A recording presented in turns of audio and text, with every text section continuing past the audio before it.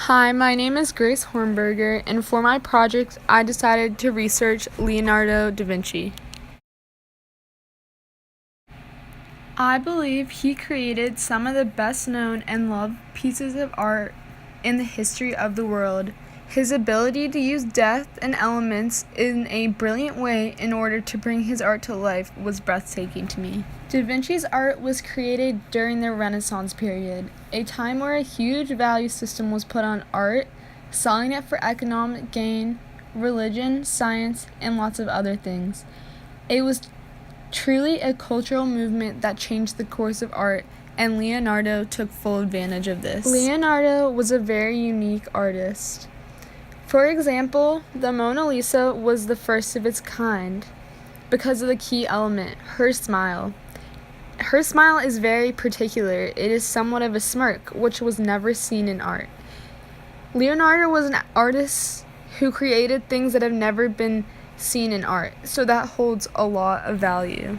I also love Da Vinci because he focused on human qualities and making things like portraits. Da Vinci also had an amazing reputation in art. Thousands of people begged for copies of his work, and he was commissioned by many different artists. Next, I want to talk about Da Vinci's technique. For color, he most often used blues, browns, and green in accordance with the earth itself.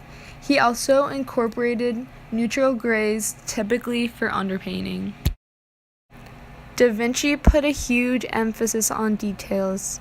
Such a big emphasis that sometimes it would take him years to finish a painting, and sometimes he wouldn't even finish them. Leonardo had very unique techniques when it came to making things like paintings and sculptures. For example, he had a technique where he would paint one layer and then waited for it to dry, and once it dried, he added another layer over it. He repeated that process several times, over and over.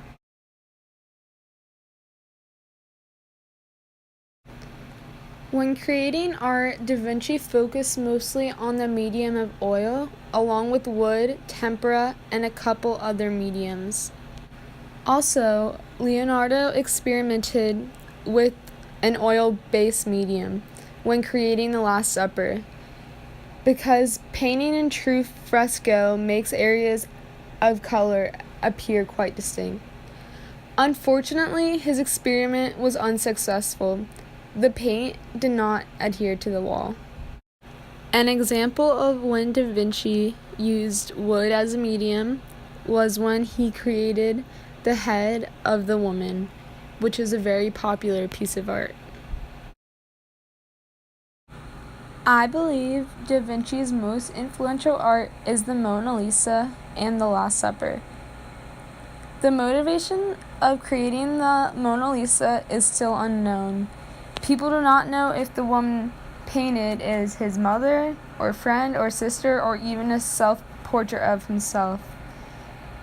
People love the Mona Lisa because it seems as though she is looking at you and following your eyes as you move, as you look at her. It's an amazing phenomenon, and still, after all these years, millions of people go to Le Louvre in Paris just to see his work. The Last Supper is one of his most influential pieces of art. I believe the painting is influential because each object or symbol in the painting foreshadows an event in the Bible, and the body positions painted in the Last Supper bring to life the Old Testament. For example, in the Last Supper, the third person to the left of Jesus is thought to be Judas Iscariot, who is clutching a purse in the painting. Ironically, Judas is rewarded with a purse for identifying Christ to the authorities the following day in the Old Testament. Peter, who is thought to be the fourth person to the left of Jesus, holds a knife in his right hand in the painting, which ironically in the Bible the next day Peter severs the ear of a soldier with a knife as he attempts to protect Christ from the arrest. The way the body positions are positioned bring the Bible to life, The apostles' face give a feeling of unease and anxiety because they seem to be reacting to something negative, or a feeling of anger and sadness. But by looking at Jesus, peace is felt because of his calm body position. The Last Supper is still very relevant to society because people have been studying it for the past 500 years. Interesting facts about Leonardo da Vinci. Anatomy. Da Vinci would illegally dissect bodies in order to learn more about anatomy. He would then draw pictures of the anatomy of the human body, like the heart and the man's body. Many scientists studied his drawings. Journal. Da Vinci had a journal where he wrote all of his thoughts and theories. It ended up being 13,000 pages long. Renaissance man. Da Vinci was considered a Renaissance man because he was a painter, mathematician, engineer, and scientist.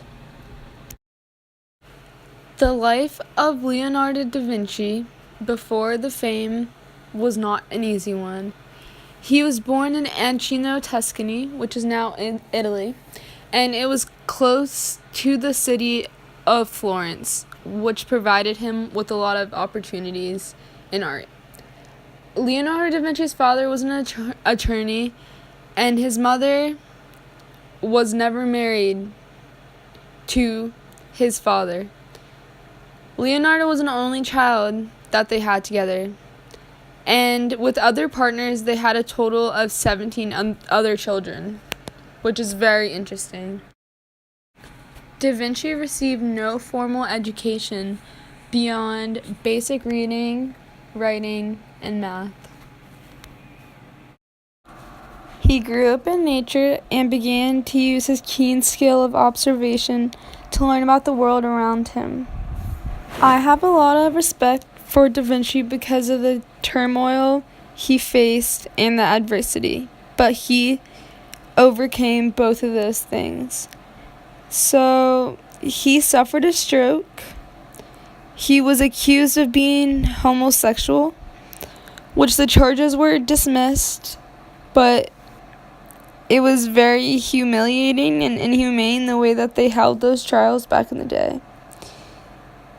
He was persecuted by some for being left-handed because there was a stigma in art that if you were left-handed, you shouldn't be producing art. And there was also a stigma around him that he was made out of wedlock. So he shouldn't be honored as an artist because he was around during a very religious time. So that was very much frowned upon. In my opinion, Leonardo da Vinci was a genius. The fact that he is so good at everything he does makes him exceptionally smart. His idiocracies, like the left-handed mirror script, the maniac's search for knowledge and understanding,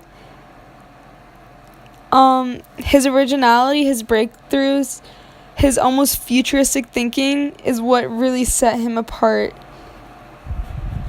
I also believe that Leonardo da Vinci was a prime example of a humanitarian. He was always concerned with or seeking to promote human welfare. This was exemplified in the art he created. A lot of times he would paint pictures that showed a little peek into what motherhood was like, and he did not glorify it at all, and it showed his respect for the work that they did. I want to thank you for listening to my video, and I hope you enjoyed it. I decided to end this video with a picture of me and my little brother in front of the Mona Lisa in Paris. It's amazing I was able to see Leonardo da Vinci's art in person and be able to really get a feel of his real talent. So I'm going to end the video with a quote by him. "The most praiseworthy form of painting is the one that most resembles what it imitates." Thank you so much. Bye.